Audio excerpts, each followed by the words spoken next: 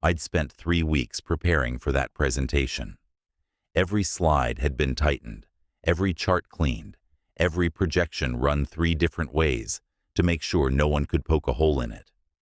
25 years at the company had taught me how to anticipate every question before it was asked, how to walk into a boardroom and leave with people nodding in agreement. That morning, I wore the charcoal suit I saved for big days. The one my wife used to say made me look like I belonged on the cover of a business magazine. I didn't know it would be the last time I wore it to work. The conference room was glass on 3 sides, sun cutting hard across the table.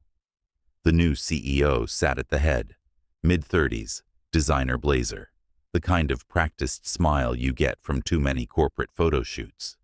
She had been with us less than 6 months. I was still getting used to her fast-talking style, the way she sprinkled buzzwords like seasoning and seemed allergic to silence. My presentation binder was open in front of me, laser pointer in hand, when she held up one finger, stopping me mid-sentence. "I think we can skip ahead," she said, sliding a folder across the table. Her nails were a perfect neutral pink, the kind of detail you notice when your gut tells you something's wrong. I flipped the folder open and saw the header. Termination agreement. My first instinct was to laugh, to tell her this must be a mistake, but her eyes didn't carry the kind of uncertainty mistakes have. "You're just not inclusive enough." She said it like she was giving me feedback on my posture. No explanation, no build-up, just a sentence that made 25 years vanish. I looked at her for a long second. "My name is Daniel Mercer. I'm 51 years old." Until that moment, I was Senior Vice President of Strategic Operations at Whitestone Analytics, a data infrastructure firm that built systems most people never think about, but everyone relies on. I'd been with Whitestone since I was 26, long enough to help steer it through market crashes, leadership turnovers, and 2 acquisitions. I'd bled for this place in ways I'll never tell anyone. She gestured toward the woman sitting 2 chairs down from her. "This is your replacement," she said, all bright enthusiasm, as if she were introducing a keynote speaker at a conference. The woman smiled. Late 20s, pastel blouse, gold necklace in the shape of a leaf. "Diversity consultant," the CEO added, like it was a job title I'd somehow failed to aspire to. "We're bringing her on at 3 times your current package to help modernize our culture." The consultant leaned forward, elbows on the table. "Can I bring my therapy dog to meetings?" she asked, as if this was the most pressing operational detail on her mind. The CEO nodded warmly. "Of course. That's exactly the kind of openness we're moving toward." I sat there, my hands resting on the folder, the words sliding past me like water over glass. 25 years condensed into a single phrase, not inclusive enough. I thought about the late nights in server rooms, the weekends on red-eye flights to put out client fires, the anniversaries missed because a crisis didn't respect my calendar. None of it mattered now. But I didn't argue. I didn't demand an explanation or threaten legal action. Instead, I smiled, stood, and extended my hand to the CEO. Her grip was firm, practiced. I shook the consultant's hand too, ignoring the faint scent of lavender lotion. "Congratulations," I said, like it was just another baton pass in a relay race. Inside, I was cataloging everything. The cadence of her voice, the slight tightening around her eyes when she said the word inclusive, the way the consultant kept her gaze fixed on the CEO instead of me. Old habits. I'd learned a long time ago that silence often tells you more than confrontation ever will. I closed the folder, tucked it under my arm, and walked out of the conference room. The receptionist gave me a polite smile as I passed, clearly unaware that I'd just been erased from the org chart. I stepped into the elevator alone, watching the numbers descend, feeling the strange detachment that comes when the ground shifts, but you're still standing. On the street, the late morning air was cool, the city's hum rolling around me. I thought about calling my wife, then decided against it. I'd tell her tonight, after I'd had time to think. Not about the job. That part was simple. About what came next. Because here's the thing most people don't know. Before I was Daniel Mercer, corporate executive, I was someone else entirely. Someone who understood that the most dangerous people in the room are the ones who watch quietly while everyone else talks. Someone who knew how to listen for the word that didn't belong, the sentence that told you more than it meant to. I didn't know exactly what I'd just stepped into, but I knew better than to treat it like a simple layoff. Something about her choice of words, the abruptness, the replacement's too easy smile. It didn't feel like business. It felt like removal. Clean, deliberate removal. So I walked. Past the coffee shop I usually stopped at on my way in. Past the lunch spots I'd shared with colleagues for 2 decades. Past everything familiar, letting it slide into the background while my mind moved somewhere colder, sharper. I left quietly. 3 weeks later, I wasn't thinking about my career anymore. I was thinking about survival. The first week tasted like static. I woke at 5:30 out of reflex, brewed the same dark roast, and stood in the kitchen while the house decided whether to be quiet or start a conversation. It stayed quiet. No calendar pings, no red flag emails, no title pull of meetings stacked like dominoes. My phone offered me a cheerful notification from the company's alumni group and a sponsored ad for executive coaching. I turned the screen face down and listened to the refrigerator hum. It sounded like an engine idling without a driver. By noon, I had cleaned the desk drawer no one should ever open, old name badges, conference lanyards, clipped business cards with titles that no longer exist. The severance packet sat on the edge of the table, thick with legalese and optimism, waving at me like a lifeguard who can't swim. I signed nothing. On the second day, I opened LinkedIn against my better judgment and found the statement. A photo of the new CEO, with her chin angled toward the horizon, captioned, "Modernizing culture to unlock innovation." There was a quote about inclusive excellence and courageous transformation, followed by a carousel of stock images featuring post-it notes and smiling faces clapping at something outside the frame. The company blog echoed it in friendly HR font. Newsletters reprinted the phrasing verbatim. I read them all twice and highlighted the repetitions. The copy had been drafted by a single hand and passed through 4 outlets within 19 minutes. Controlled narrative, preceded, perfectly timed. When you've been in the room where stories get engineered, you can smell the solvent they use to clean fingerprints off the glass. Before Whitestone, I worked for an agency that does not issue alumni newsletters. We called it information warfare because calling it persuasion felt like a euphemism. My job was to map influence. Who fed which line to whom, how fast it moved, where it lodged. Asset protection was the other half. Identify the person who could be moved. The leak that didn't know it was a leak. The harmless consultant whose reports read like lullabies and smelled like chloroform. I left after an operation in the Baltic that was supposed to be quiet and surgical, and instead became loud and personal. We lost someone who hated photographs and loved the ocean in winter.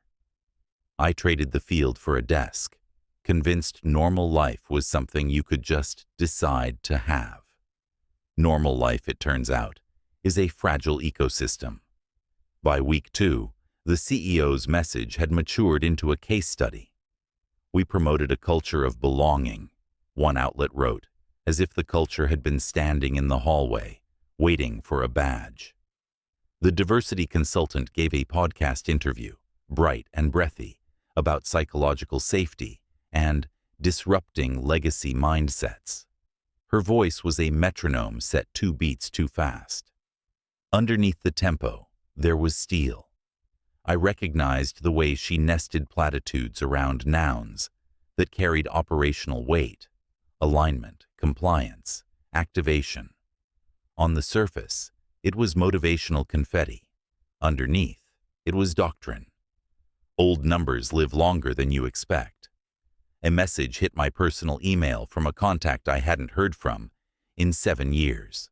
No greeting, just a clipped, "Saw moves at Whitestone." "All fine?" I wrote back. "All quiet."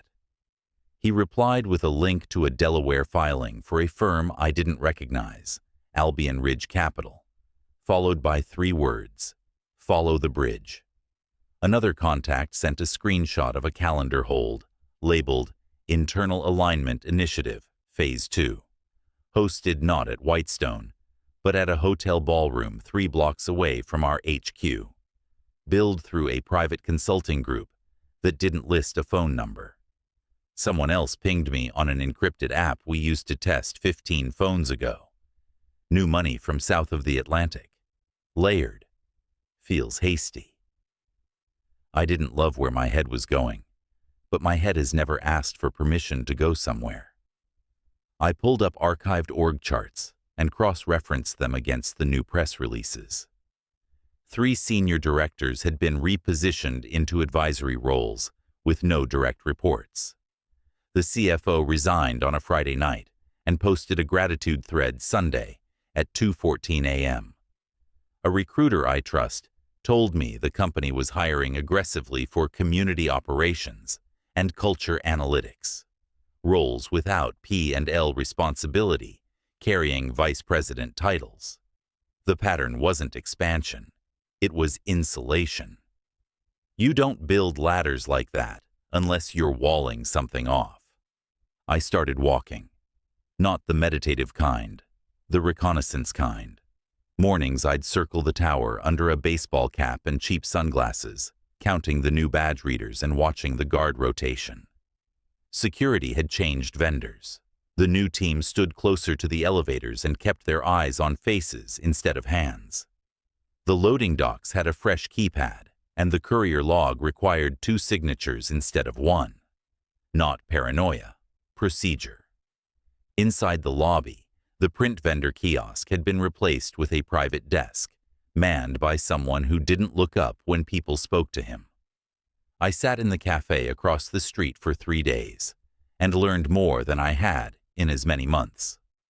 The barista complained about the puppy lady, who tipped well, and asked for the quiet table in the corner, away from vents. She liked oat milk and sat with people who never wore their badges. Maps help. I sketched the building entrances from memory, then walked the alleyways to test my accuracy.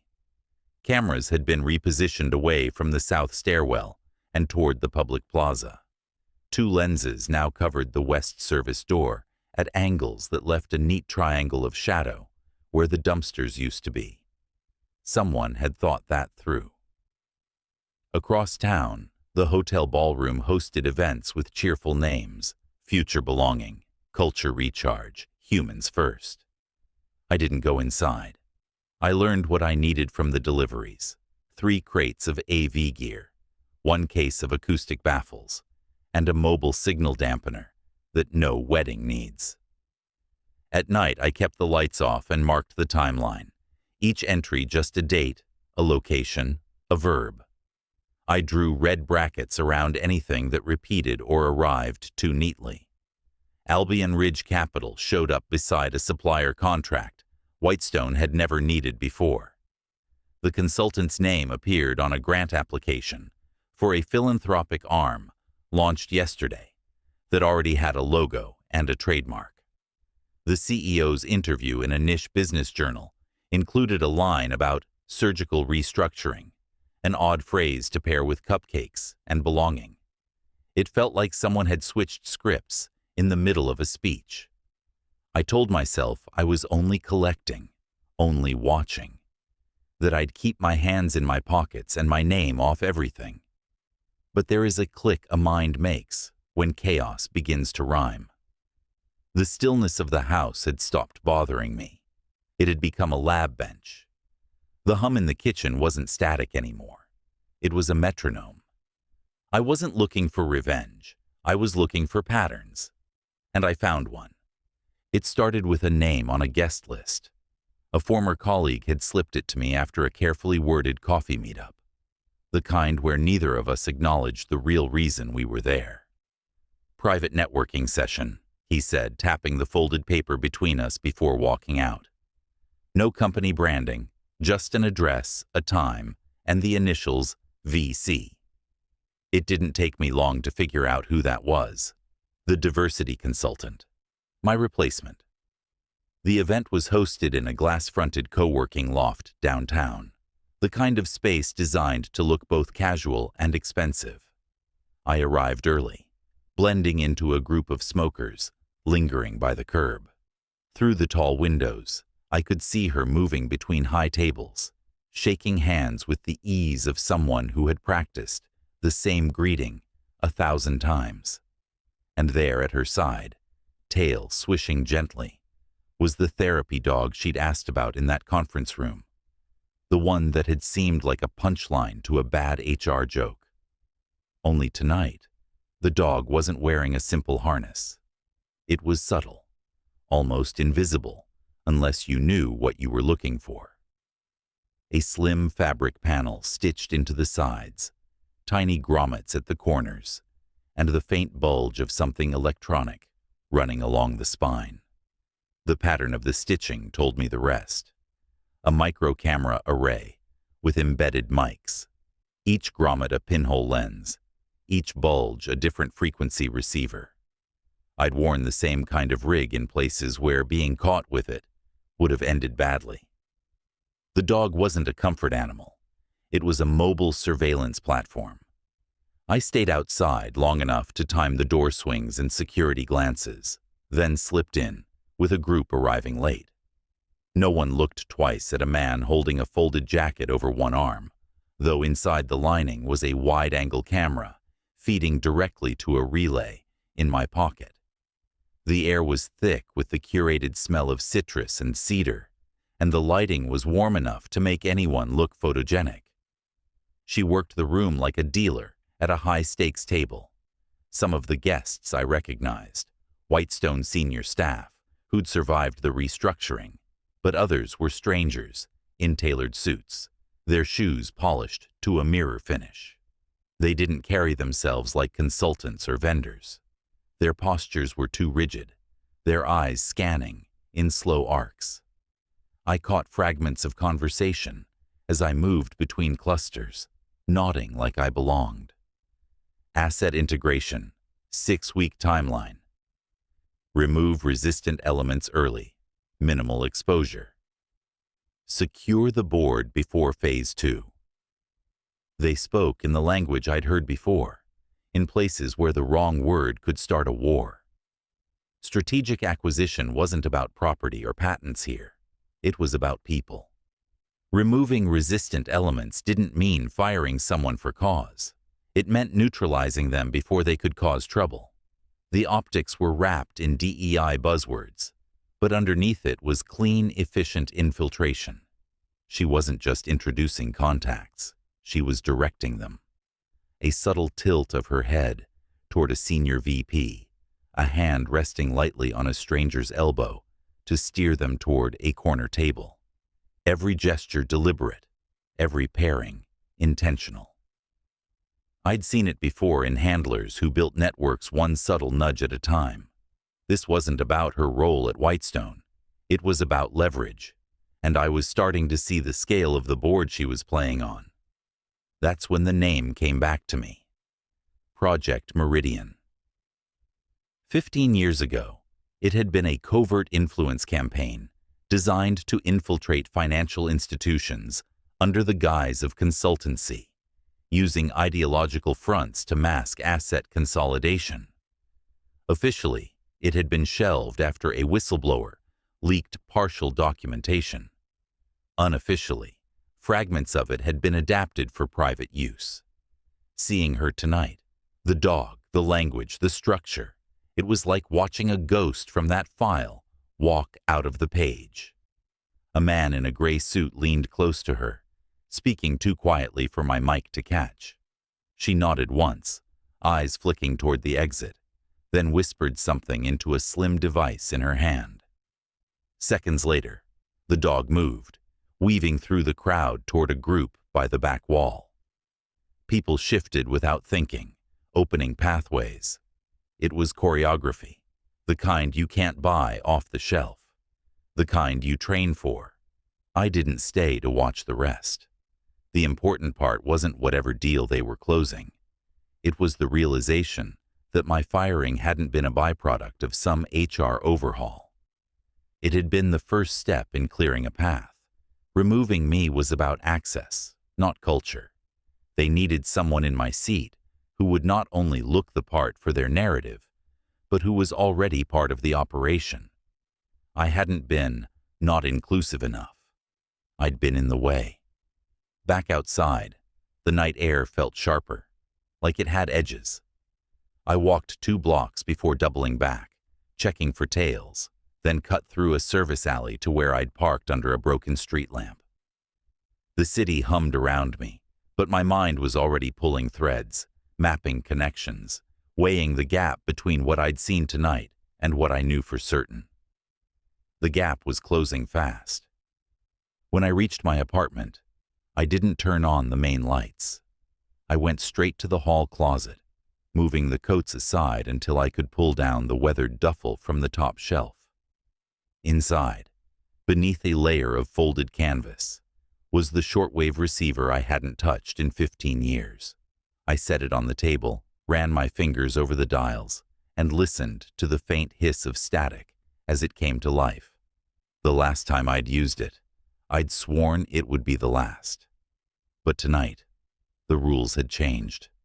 3 weeks after I shook her hand, I knew exactly what I was dealing with. And it wasn't corporate. The floorboards in my study had a secret. Most people wouldn't notice the faint seam running along the grain, or the hairline notch near the baseboard that looked like an old carpenter's slip. I knelt and hooked my finger into that notch, then pulled. The panel lifted with a sigh, releasing a smell of dry wood and machine oil. Beneath it sat a flat steel case, scuffed and cold, the hinges still wearing the faint scratches I'd left there years ago. I hadn't opened it since I chose to step away from that part of my life. The latches gave with a muted click. Inside, each piece lay exactly where I'd left it, wrapped in foam like fragile antiques. Encrypted comm units, each the size of a deck of cards, light enough to pass unnoticed in a jacket pocket. 2 micro-drones with foldable wings, disguised as innocuous consumer gadgets but tuned for range and stability well beyond retail limits. A collapsible camera rig, matte black, with an adaptive mount that could grip to steel, glass, or wood without leaving a mark. My hands knew the weight of each item, how it balanced, how it hummed when active. They felt less like tools and more like old colleagues who didn't need me to explain the mission. I laid everything out on the table, moving with the same deliberate pace I used to set for quarterly board reviews. Except, this board was no longer made of oak and brass. I worked by habit, check power cells, test signal encryption, calibrate lenses, run dummy bursts through the comms. The motions were the same as they had been years ago, but the silence in the room made them feel heavier. Once the gear was ready, I pulled a roll of craft paper from the bottom drawer and spread it across the desk. The pen in my hand traced the outline of Whitestone's headquarters from memory. Lobby, security checkpoints, elevators, stairwells, service entrances. I marked the positions of every camera I'd cataloged over the past 2 weeks, then drew red triangles for their blind spots. Outside the building map, I sketched a smaller rectangle. The conference hotel 3 blocks away, the one hosting the so-called culture retreats. 2 floors, multiple exits, a service corridor that ran parallel to the banquet hall. That corridor would be useful. The first insertion came the next night. I went in through the west service door at Whitestone, moving with the night cleaning crew while carrying a plain black messenger bag. Inside it, the first listening device, a wafer-thin ceramic disc with a directional mic and a 7-day transmission battery. The CEO's office was on the 24th floor, corner position, glass walls facing the river. It took less than 3 minutes to fit the mic behind the decorative molding near her bookshelf, exactly where the room's acoustics would funnel her voice. I left without a trace, riding the service elevator down with a cart of empty water jugs. The consultant's apartment required a different approach. She lived in a renovated warehouse loft, with high ceilings and an access-controlled lobby. I entered by invitation, though she didn't know she'd given it. Earlier that day, I'd posed as a courier with a misdelivered package for her unit, signing her name in a confident hand. When she wasn't home, the doorman let me leave it inside. While placing the box on her counter, I palmed a matchbox-sized device onto the underside of her kitchen island. It would pick up any conversation within 15 feet, even through music or ambient noise. For the next 48 hours, I lived inside those feeds. I heard her morning phone calls, discussing onboarding in a tone that had nothing to do with HR. I listened to the CEO rehearse talking points for what she called Phase 2, careful to emphasize the language of transformation while avoiding any direct mention of financial stakes. The consultant's voice was the more dangerous of the two, crisp, certain, free of hesitation. She spoke about the board as if it were both an audience and a weapon, and referenced removing legacy resistance in the same breath as setting a final date. There were moments, between the clicks and static, when I'd lean back in my chair and feel something I hadn't in years. Alert, precise, alive, in a way that boardrooms and quarterly reports could never touch. It was the rhythm of anticipation, the sharp edge of a hunt, but threaded through it was something heavier. I knew what coming back meant. You don't put these skills to use halfway. You don't ease back into this life. Once you commit, you're in until the job is done. And when it's done, the door to normal closes for good. On the third night, the feed from the consultant's apartment delivered the piece I'd been waiting for. She was on a call, voice pitched low but carrying. "The vote happens Friday," she said. A pause, then. "By Monday, it's ours." No context, no qualifiers, but the certainty in her tone was absolute. I wrote the words on the edge of the map in black ink, then underlined them once. Friday was 3 days away, and I had just made myself the last problem they didn't see coming. The meeting was set for 9 a.m. in Whitestone's executive boardroom, 27th floor, river-facing glass, guarded by a security desk that prided itself on knowing every face that mattered. That morning, I wasn't one of them. I was a vendor, anonymous polo shirt, work badge on a lanyard, rolling a hard-sided AV case that looked exactly like every other piece of forgettable corporate equipment. The guard barely glanced at the delivery manifest I'd forged. A polite nod was all it took to wave me through. Years in this building had taught me that familiarity was more dangerous than invisibility.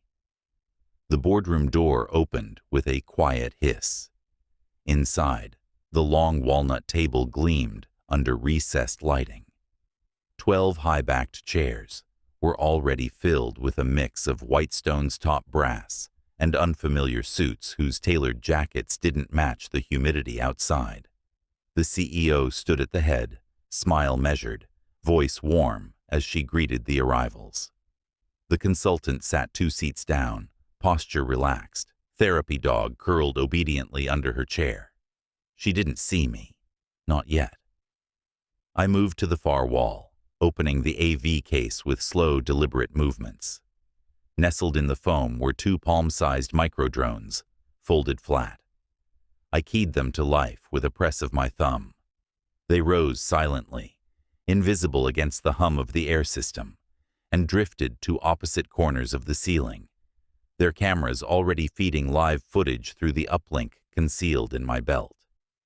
In my ear, a faint confirmation ping let me know the stream was active, transmitting not just to my secure device but to a list of recipients I'd curated over the past 2 weeks. Journalists with reputations for bloodhound persistence, regulatory contacts who knew the smell of dirty money, and an encrypted whistleblower network that could dismantle a corporation in days. I stayed quiet while the CEO began her presentation. The language was familiar. Transformation, inclusion, the future of Whitestone. Every phrase was a carefully placed stone paving toward the moment she called the vote. What the room didn't know was that every word from her mouth and every whispered aside from the consultant had been recorded for weeks. Financial trails leading through shell companies, contracts routed through Albion Ridge Capital, culture retreats that were in fact strategic alignment sessions for a hostile restructuring. All of it was feeding into inboxes that were, by now, lighting up across the city. It began with one phone vibrating. A director at the far end glanced down, frowned, and held the screen under the table. Another followed, then another. Within minutes, half the people at the table were staring at headlines they weren't supposed to see until years from now, if ever. Words like infiltration, fraud, and foreign capital pipeline were splashed across news feeds, accompanied by audio clips of the very voices in that room. The effect was surgical. Murmurs replaced nods, glances darted toward the CEO, then toward the consultant. That's when she saw me. Just a flicker at first, her gaze sweeping past, then locking in. No confusion, no surprise, just the tightening of her jaw, the smallest tilt of her head toward the CEO. I read her lips as she leaned over. It's him. The CEO's eyes snapped to me, then to the security panel by the door. I saw her thumb press the silent alert. They never got the chance to act on it.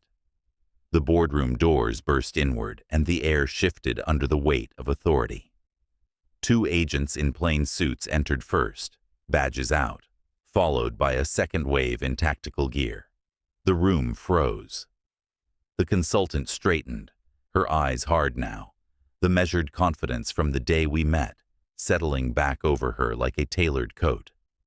As they moved her to her feet, wrists pinned behind her, she kept her gaze locked on me. It was the same look she'd given me the day I was fired. Controlled disdain, as if I'd failed some invisible test only she knew existed.